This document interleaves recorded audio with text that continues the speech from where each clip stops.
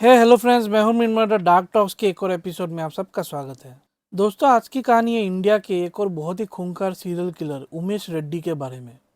दोस्तों, उमेश रेड्डी जो है वो इंडिया के कर्नाटका स्टेट से है और ये एक सीरियल रेपिस्ट और सीरियल किलर है। जब इसको पकड़ा गया तब इसने कॉन्फेस किया कि इसने 18 महिलाओं का रेप और खून किया है। लेकिन पुलिस को मालूम है कि इसने 20 से अधिक महिलाओं का रेप और मर्डर किया है। इसने अपने ये सारे क्राइम कर्नाटका, महाराष्ट्र और गुजरात इन 3 स्टेट्स में किया है। लेकिन इसकी जो रेप की संख्या है वो बहुत ज़्यादा हो सकती है, क्योंकि बहुत महिलाएं बदनामी वगैरह के डर से पुलिस को कंप्लेन नहीं करती है। इस वजह से वैसे केसेस रिकॉर्ड नहीं हुए हैं। तो आप सोच सकते हैं दोस्तों कि कितना ही बड़ा एक ड्रेडेड क्रिमिनल है। 2009 में कर्नाटका हाई कोर्ट ने इसको मौत की सज़ा, द डेथ सेंटेंस दे दी थी। लेकिन दोस्तों, बाद में इसने मर्सी पिटीशन फाइल का सुप्रीम कोर्ट में और 2011 में सुप्रीम कोर्ट ने इसके डेथ सेंटेंस को 30 साल का एक सेंटेंस बना दिया। अब दोस्तों, ये आदमी और इसके जो क्राइम्स है वो सब हैरान करने वाली चीज़ें तो है ही, लेकिन इससे भी बड़ी हैरान करने वाली चीज़ इस केस में ये है कि इस उमेश रेड्डी को कई बार पुलिस ने पकड़ा, कई बार, लेकिन बार बार वो इनसे बच के भाग निकला था। ये केस सुनने के बाद आपको जस्टिस सिस्टम और ये जो पूरा कानून व्यवस्था है इससे आपको नफरत हो जाएगी। मैं ये भी बता दूं कि हमेशा ऐसा नहीं होता, यही सिस्टम ही हमें सुरक्षा प्रोवाइड भी करता है। लेकिन कभी कभी ऐसा होता है कि इस तरह के क्रिमिनल इसका फ़ायदा उठा लेते हैं, और कुछ ऐसे लोग भी है इसी सिस्टम का जो हिस्सा है, जो इस तरह के क्रिमिनल की अननोइंगली मदद कर देते हैं। तो चलिए दोस्तों, इस कहानी की शुरुआत करते हैं। शुरू करने से पहले दोस्तों, प्लीज़ मेरे चैनल को लाइक और सब्सक्राइब ज़रूर कर दीजिए। और आप लोग मुझे अगर डोनेट करना चाहते हैं तो मेरा यूपीआई आईडी इस वीडियो के डिस्क्रिप्शन में आपको मिलेगा। दोस्तों, उमेश रेड्डी का जन्म हुआ था 1969 में। कर्नाटका के चित्रदुर्गा जो डिस्ट्रिक्ट है वहाँ पे इसका जन्म हुआ था। इसके बचपन के बारे में ज़्यादा कुछ हमें मालूम नहीं है, लेकिन जब ये बड़ा हो गया तब इसको सीआरपीएफ में एक नौकरी मिल गई और इसको जम्मू एंड कश्मीर में पोस्टिंग दी गई। और इधर से ही, इसके नौकरी के सालों से ही, इसका जो क्राइम है, सीरियल रेपिस्ट और किलिंग, वो ये शुरू करने वाला है। जम्मू कश्मीर में इसका जो ड्यूटी था वो था कि एक कमांडेंट के घर पर इसको सिक्योरिटी प्रोवाइड करना था, सिक्योरिटी गार्ड बन के रहना था। लेकिन दोस्तों, आपको ये जानकर हैरानी होगी कि इस उमेश रेड्डी ने उसी कमांडेंट की बेटी का रेप करने का कोशिश किया। बाद में वो पकड़ा गया और उसको फौज से निकाल दिया गया। लेकिन उसको सज़ा भी होने वाली थी, लेकिन कुछ ना कुछ करके वो वहाँ से भाग गया। और उसका जो परमानेंट एड्रेस था, चित्रदुर्गा जो डिस्ट्रिक्ट में उसका परमानेंट एड्रेस था, वहाँ से वो भागने में कामयाब हो गया। अब दोस्तों, 1996 में ये बात भी सुनिए, आपको एकदम हैरानी होगी। 1996 में पता नहीं किस तरह से इसने वहाँ के डिस्ट्रिक्ट आर्म फोर्सेस, जो कि शायद एक पुलिस फोर्स है, वहाँ पे इसने एक नौकरी ले ली। और जहाँ पे इसने ये नौकरी ली, उन लोगों को कैसे नहीं पता चला कि पहले ये सीआरपीएफ में था और वहाँ पे ये एक कमांडेंट की बेटी के ऊपर रेप चार्ज में फंसा हुआ है। कई तरह की इंसिडेंट में ये फंसता रहा, लेकिन वहाँ के जो उसके सीनियर थे उन्होंने इस चीज़ को बिल्कुल इग्नोर कर दिया। और इसकी जो ट्रेनिंग है उस रिजर्व फोर्स की, तो वो उसने एमपी में कंप्लीट की और दोबारा ये कर्नाटका में वापस आ गया। अब बात करते हैं दोस्तों इसके क्राइम्स के बारे में। ये जो है ये बहुत ही शातिर क्रिमिनल है। वो अपने विक्टिम्स बहुत ही केयरफुली सिलेक्ट करता है। वो ज़्यादातर हाउस वाइफ्स को टारगेट करता है और दिन के 11 बजे से लेके दोपहर के 3 बजे के बीच ही वो हमला करता है, क्योंकि इस समय जो महिलाएं हैं वो घर में अकेली रहती है, उनके पति तो ऑफिस वगैरह जाते हैं, तो इसी समय वो इन पर हमला करता है। उसका मोडस ऑपरेंडी ये है कि वो उनके घर पे जाता है, कॉलिंग बेल बजाता है और बोलता है कि ये एड्रेस कहाँ है, और फिर पानी वगैरह मांगता है। और इसी तरह जब वो महिला सिर्फ दरवाज़ा खोलती है, ये फोर्सफुली इस महिला के घर के अंदर चला जाता है और उसका रेप करके उसका या तो खून कर देता है या फिर बुरी तरह से उसके साथ मारपीट करके उसके बॉडी को वहीं पे फेंक देता है। वो अक्सर अपने विक्टिम्स को चोक कर देता है, गला दबा के मार देता है। और जब विक्टिम की मौत हो जाती है तो वो उस घर से ज्वेलरी वगैरह चुरा लेता है, ताकि ऐसा लगे कि ये कोई रॉबरी का केस है। और जैसे हर सीरियल किलर एक दो साइको होता है, तो कुछ ना कुछ एक निशानी, एक ट्रॉफी ले लेता है अपने विक्टिम से। और इस केस में भी ये उमेश रेड्डी भी ऐसा करता है। और ऐसा एकदम विकृत मानसिकता वाला आदमी है दोस्तों। वो क्या करता है, जिस औरत का वो रेप या मर्डर करता है, उसके जो अंडर गारमेंट्स है, जो अंतर वस्त्र है वो अपने साथ वो रख लेता है, और यहाँ तक कि वो उनको पहन के घूमता भी है। आप सोचिए दोस्तों, कैसा कैसा आदमी होगा ये। दोस्तों 6 दिसंबर 1996 को ये उमेश रेड्डी 16 साल की एक लड़की जिसका नाम रूपा था, उसका रेप और मर्डर कर देता है। औ- और ये घटना जहाँ पे होती है वो उस लड़की का ही लोकेलिटी होता है। यानी कि सोचिए, वो अपने ही लोकेलिटी में घूम रही थी, और ये किस तरह का एक सेक्सुअल प्रीडेटर है कि इतने जल्दी ही उसने इस लड़की के साथ ऐसा कर दिया। जब उसके क्राइम के बारे में फोर्स को, जो जिस रिजर्व फोर्स में ये काम कर रहा था, वहाँ पे मालूम चलता है, तब इसको वहाँ से सस्पेंड कर दिया जाता है। अब इस केस के लिए जिस तरह से पकड़ा जाता है वो भी बहुत इंटरेस्टिंग है दोस्तों। इस रेप को करने के बाद उसी 1996 में ही कुछ ही दिन बाद वो एक और स्कूल जा रही लड़की पर रेप अटेम्प्ट करता है। वो लड़की लेकिन बच जाती है। वो पास से एक पत्थर उठाती है और सीधे इसके सर पे मारती है, जिसकी वजह से इसको ब्लीडिंग भी होता है, और वो वहाँ से डर के मारे भाग जाता है। लेकिन दोस्तों क्या होता है, जैसे मैंने आपको बताया कि ये एक रिजर्व फोर्स में काम कर रहा था, तो वहाँ पे एक विक्ट्री जो परेड होती है वो परेड चल रही थी, और इत्तेफाक से वो लड़की जिस पर इसने रेप अटेम्प्ट किया था वो भी उस परेड में थी, और उसने सीधा पहचान लिया कि इसी आदमी ने उसके ऊपर रेप अटेम्प्ट किया था। और फिर पुलिस उसको पकड़ लेती है, उसको अरेस्ट कर लेती है, और फिर जो फोर्स से भी उसको बर्खास्त कर दिया जाता है। अब दोस्तों ये अरेस्ट हो चुका था और कोर्ट ने भी इसको सज़ा दे दी थी, जो जिस लड़की रूपा का इसने रेप और मर्डर किया था उसके जुर्म में। लेकिन दोस्तों अब शुरू होता है इसके पुलिस के हाथों से भागने वाला खेल। जिस जेल में ये था, कोर्ट ऑर्डर देती है कि उस जेल से इसको बेल्लारी जेल, एक और जेल है, वहाँ पे इसको ट्रांसफ़र करने के लिए। मार्च 1997 को जो चित्रदुर्गा डिस्ट्रिक्ट पुलिस है वो इसको लेके बेल्लारी जेल की तरफ निकलते हैं ट्रांसफ़र के लिए। लेकिन इससे पहले कि वो बेल्लारी पुलिस तक पहुंच पाए, उससे पहले ही उमेश रेड्डी पुलिस के हाथों से भागने में कामयाब हो जाता है। इसके बाद कई दिन तक वो पुलिस को मिलता ही नहीं है। उसके बाद वो अपना जो जुर्म है, उसका जो क्राइम स्प्री है, वो करना वो शुरू करता है। उसने बेंगलोर में एक इनकम टैक्स ऑफिसर की वाइफ का भी खून और रेप कर दिया था। अलग अलग जगह वो जाता रहता था। अहमदाबाद में भी उसके इंसिडेंट है, और बड़ौदा में भी किसी एक विधवा महिला का भी इसने इस तरह से खून किया था। ये ऐसा विकृत मानसिकता वाला आदमी था दोस्तों। ये क्या करता था, जो महिलाएं अपने जो अंडर गारमेंट्स है वो बाहर सूखने के लिए देती थी धोने के बाद, तो ये उनको भी जाके चुराता था और अपने पास रख लेता था। कितना बड़ा मतलब परवर्ट होगा आप सोचिए। ये पूरी तरह से कर्नाटका, फिर महाराष्ट्र, गुजरात, ये सब ये इसका आना जाना लगा रहता था। 7 जुलाई 1997 को बेंगलोर के पीनिया करके जो इलाका है, वहाँ के पुलिस वालों ने इसको पकड़ा था, क्योंकि ये वहाँ के आसपास कहीं पे औरतों के जो अंडरगारमेंट्स है वो ये चुरा रहा था। उसके बाद जब पुलिस वाले इसके घर गए छानबीन करने के लिए, तो दोस्तों इसके घर से एक बस्ता भर के, सोचिए जो बस्ता होता है कितना बड़ा होता है, एक बस्ता भर के औरतों के अंडरगारमेंट्स के घर से मिले।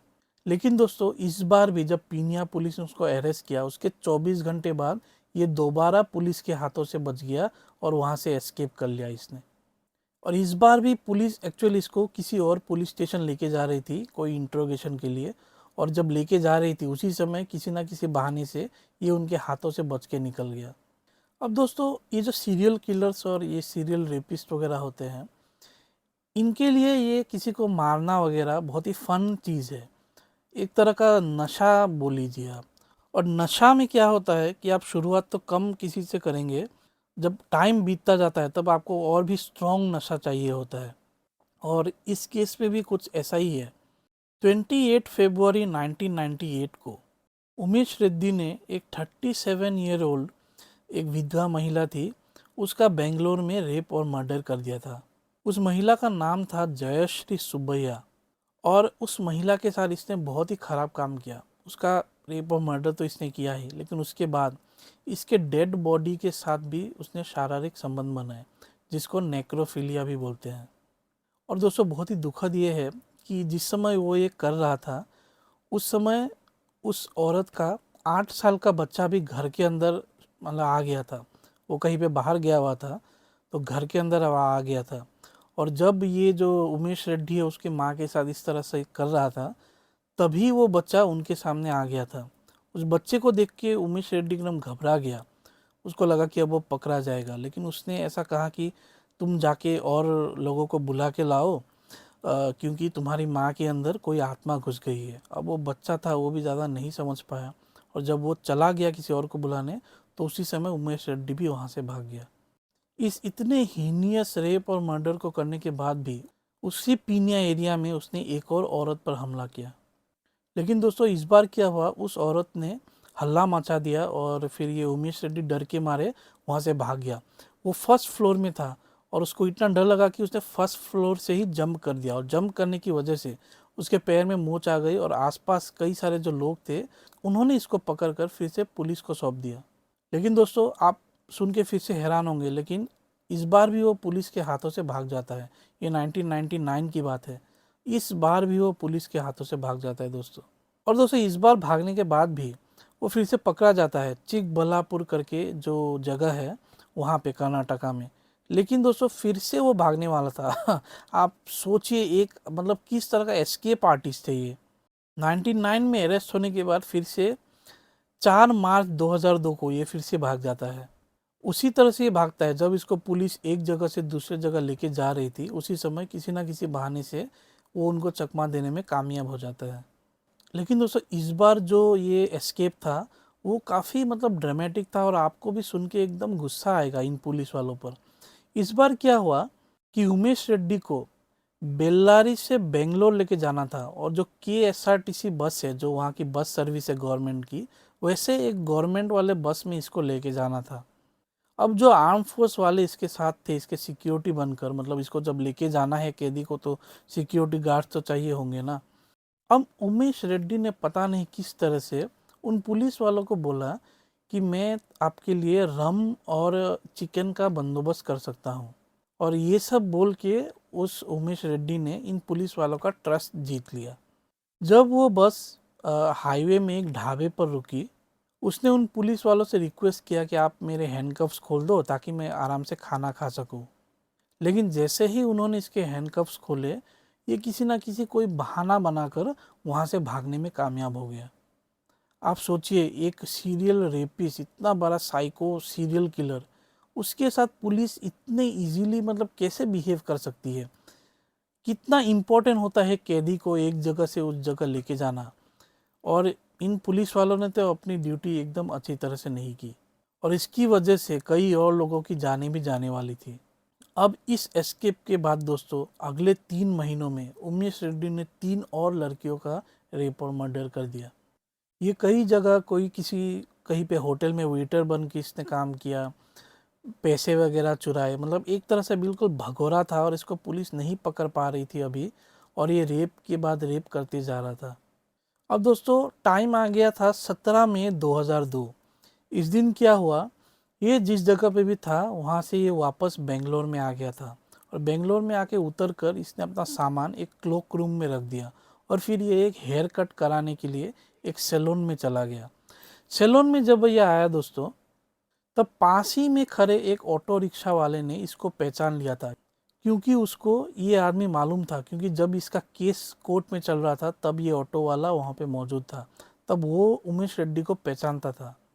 उस ड्राइवर ने, सोचिए कैसे कैसे लोग रहते, एक तो वो पुलिस वाले थे जिसने इसके हथकड़ी खोल दिए थे, और ये एक ऑटो ड्राइवर है जो इसको पकड़वाना चाहता है, और इस वजह से उसने अपने बड़े भाई को फ़ोन किया और बोला कि पुलिस को तुम बोलो कि मैं यहाँ पे वॉच रख रहा हूँ, और ये उमेश रेड्डी जो है इस सैलून में बाल कटवा रहा है। जब वो सैलून से बाहर आ गया तब तक भी पुलिस नहीं आई थी। उसके बाद भी इस ऑटो रिक्शा वाले ने उमेश रेड्डी का पीछा किया, और पुलिस को एकदम एग्जैक्ट खबर दी कि इस जगह पे आना है। पुलिस वहाँ पे आई और उसने उमेश रेड्डी को अरेस्ट कर लिया। उमेश रेड्डी को जब अरेस्ट किया गया तब वो अलग अलग बहाने बनाने लगा। उसने कहा कि मैं ये हूँ नहीं, उसका कोई और नाम उसने बोला।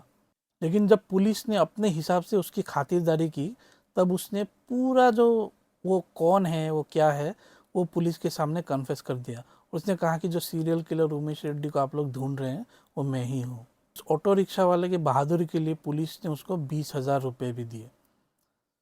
दोस्तों आपको ये जान के एकदम हैरानी होगी जी, जिस समय उमेश रेड्डी को अरेस्ट किया गया था, जब उसकी तलाशी ली गई, तब पुलिस वालों ने देखा कि उसने महिलाओं के अंडर गारमेंट्स पहन रखे थे, और जिस क्लोक रूम में उसने अपना सामान लगेज रखा हुआ था, जब लगेज को खोला गया तो दोस्तों उस पूरे लगेज में, पूरे बैग में महिलाओं के जो अंडरगारमेंट्स है वो भरे हुए थे। मतलब एकदम, मतलब आप सोच नहीं सकते ऐसे लोगों की क्या मेंटेलिटी है, क्यों ये लोग ऐसे हैं।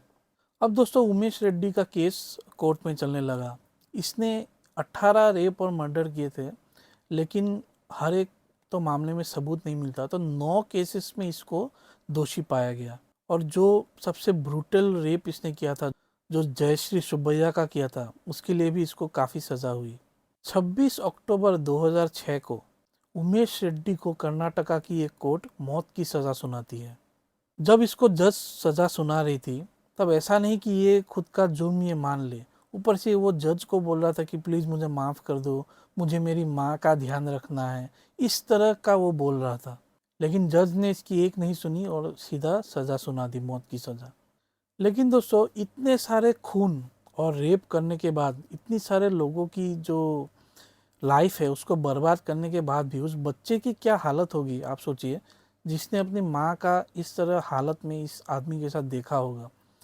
इतना सब कुछ करने के बाद भी उसको मौत की सज़ा मिली, लेकिन 2011 में हाई कोर्ट ने इसकी मौत की सज़ा को खारिज करके 30 साल की सज़ा कर दी। इतनी बार जेल से जब ये भाग चुका है, पुलिस के हाथों से भाग चुका है। खैर दोस्तों, आज भी ये serial rapist Umesh Reddy jail में है और उम्मीद करता हूँ कि ये हमेशा जेल में ही रहे। इस पूरे घटना में इस आदमी के ऊपर उमेश करके 2013 में एक कन्नड़ा लैंग्वेज मूवी भी है। तो अगर आप लोग इसके बारे में ज़्यादा जानना चाहते हैं तो ये मूवी आप लोग देख सकते हैं। नेटफ्लिक्स में भी दोस्तों एक सीरीज़ है इंडियन प्रीडेटर, उसमें भी जो लेटेस्ट सीज़न है वो इसी उमेश रेड्डी केस के ऊपर ही है। तो दोस्तों यही कहानी थी आज की। होप करता हूँ ये कहानी आपको अच्छी लगी हो, और अगर अच्छी लगी हो तो प्लीज़ मेरे चैनल को लाइक और सब्सक्राइब ज़रूर कीजिए। आगे मिलता हूँ एक और ऐसे एपिसोड के साथ। Thank you so much.